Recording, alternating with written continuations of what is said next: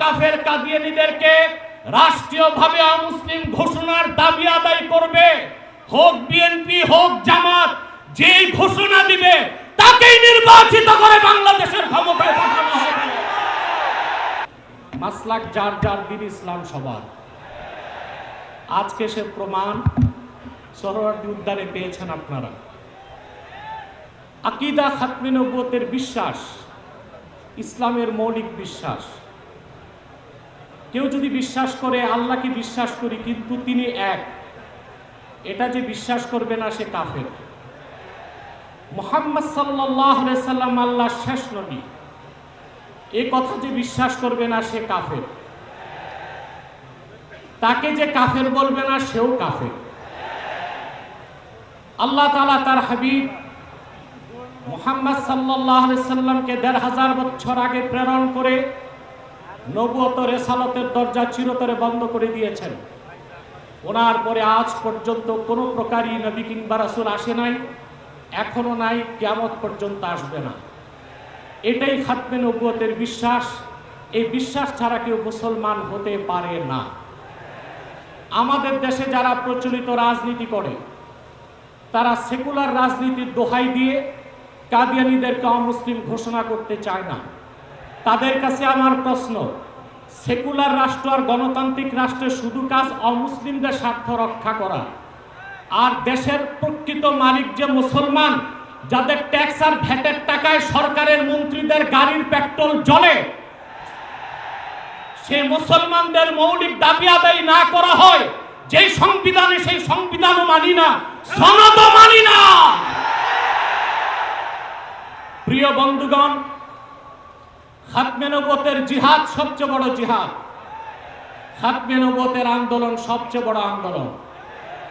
আপনারা আগেও শুনেছেন রাসূলুল্লাহ সাল্লাল্লাহু আলাইহি সাল্লামের জামানায় 10 বছরের যুদ্ধে ইসলামের পক্ষে এবং বিপক্ষে মোট মানুষ নিহত হয়েছিল 1018 জন। সব মশার বিরুদ্ধে সুরক্ষা দিতে এলো বসুন্ধরা এক্সট্রিম অ্যারোসল, মশার বিরুদ্ধে এক্সট্রিম সুরক্ষা।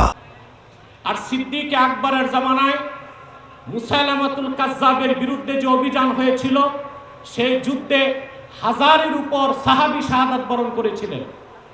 যুগে যুগে মিথ্যা নবুয়তের দাবিদাররা যখনই এসেছে, উম্মতের মুসলমান তরবারি দিয়ে ফয়সালা করেছে। ইসলাম পরিপূর্ণ হওয়ার হাজার হাজার বছর পরে ইংরেজ আমলে এক শয়তান, ইংরেজদের পা চাটা গোলাম মির্জা গোলাম শয়তান কাদিয়ানী নবুয়ত দাবি করেছিল। তাকে আমি গোলাম আহমদ বলি না, কাফের কখনো গোলাম আহমদ হতে পারে না।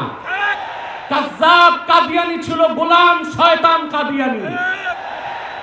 1908 সালে আল্লাহর গজবে সে ধ্বংস হয়ে জাহান্নামের কুকুর হয়েছে। তার অনুসারী কাদিয়ানীরা বাংলাদেশে এখন ব্যাপক উৎপাত করছে। আপনারা জানেন, বর্তমান সরকার দায়িত্ব নেবার পরে বাংলাদেশের বিভিন্ন জায়গায় কাদিয়ানীদের নতুন নতুন আস্তানা গড়ে তোলা হয়েছে। কাদিয়ানীদের আস্তানা পাহারার জন্য সেনাবাহিনী, পুলিশও মোতায়েন করা হয়েছে। যদি তারা সংখ্যালঘুই হয়ে থাকে তাহলে তাদেরকে সংখ্যালঘু ঘোষণা করতে সমস্যা কোথায়?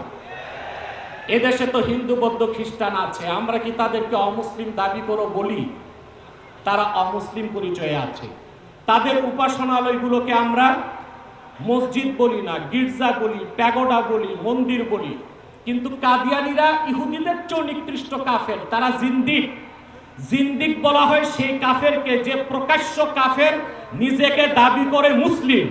সেই জন্য শরীয়তের আইনে কাদিয়ানীদের একমাত্র শাস্তি মৃত্যুদণ্ড। যেহেতু বাংলাদেশ সেকুলার রাষ্ট্র, আমরা ছোট একটা দাবি করেছি, তাদেরকে অমুসলিম ঘোষণা করতে হবে। এই দাবি আপনারা কিভাবে আদায় করবেন? ঐক্যবদ্ধ হয়ে বছরে একটা কর্মসূচি দিলেই হবে না।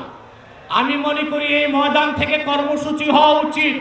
কুখ্যাত কাফের কাদিয়ানীদেরকে রাষ্ট্রীয়ভাবে অমুসলিম ঘোষণার দাবি আদায় করবে, হোক বিএনপি হোক জামাত, যেই ঘোষণা দিবে তাকেই নির্বাচিত করে বাংলাদেশের ক্ষমতায় পাঠানো হবে।